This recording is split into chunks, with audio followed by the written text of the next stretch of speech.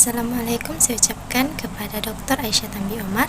Saya Nur Fazira Syafina binti Lawaru, memegang matriks number BA 2211039 daripada kelas pengurusan berorganisasi Section 3. Hari ini saya akan membentangkan tentang satu isu yang tidak beretika di tempat kerja dan 3 langkah yang akan saya ambil untuk mengatasi isu tersebut.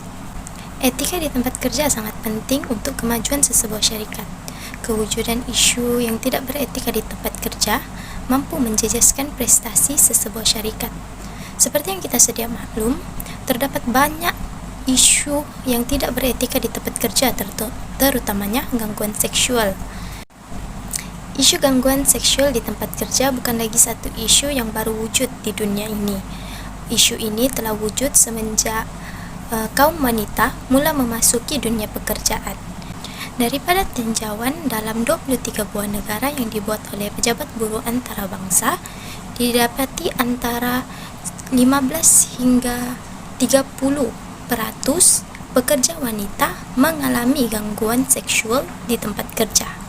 Gangguan seksual ini dapat dibahagikan kepada 5 bentuk, yaitu gangguan secara lisan, gangguan secara bukan lisan, gangguan secara visual, gangguan psikologi, dan akhir sekali gangguan fisikal. Gangguan pertama adalah gangguan secara lisan. Gangguan secara lisan ini ialah melalui percakapan, gurauan ataupun soalan yang berbentuk seksual. Manakala gangguan secara bukan lisan pula adalah melalui isyarat tangan ataupun bahasa isyarat yang mengimbangi perlakuan seks.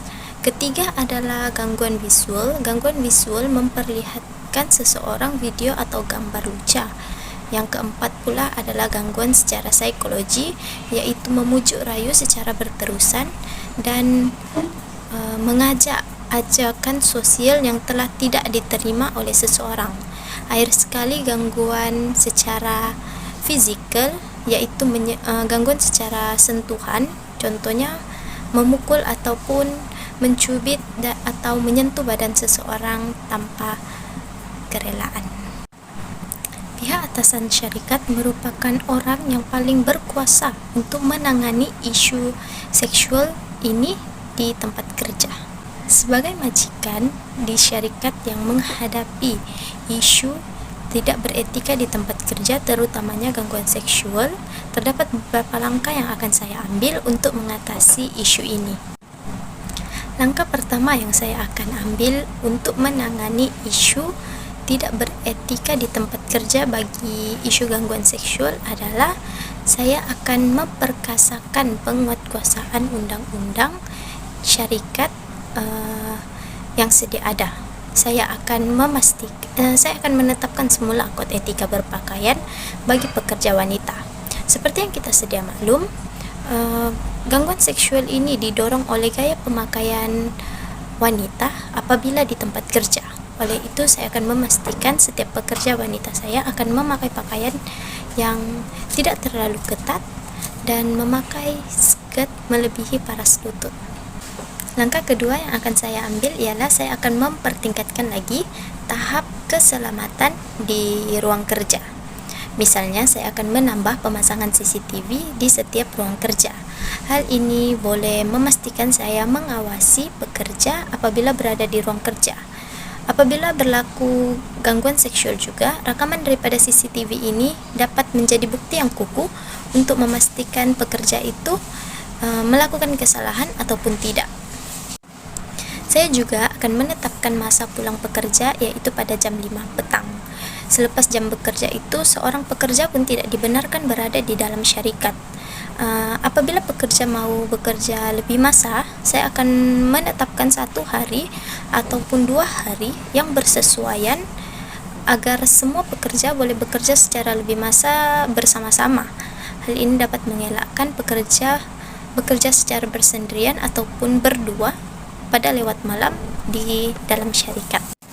Langkah terakhir yang akan saya ambil untuk mencegah atau mengatasi isu gangguan seksual ini di tempat kerja adalah saya akan menyatakan tindakan yang akan saya ambil apabila berlaku gangguan seksual ini di dalam kontrak yang akan ditandatangani oleh pekerja sebelum bekerja di syarikat saya.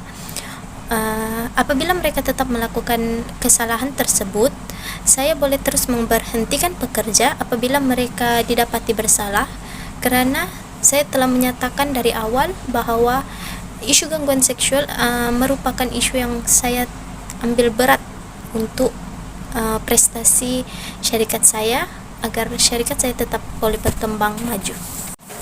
Oleh itu, isu gangguan seksual merupakan satu bentuk salah laku yang serius di tempat kerja. Ia boleh dianggap sebagai satu tindakan diskriminasi seksual, karena dia boleh menyebabkan bangsa mengalami gangguan mental yang serius.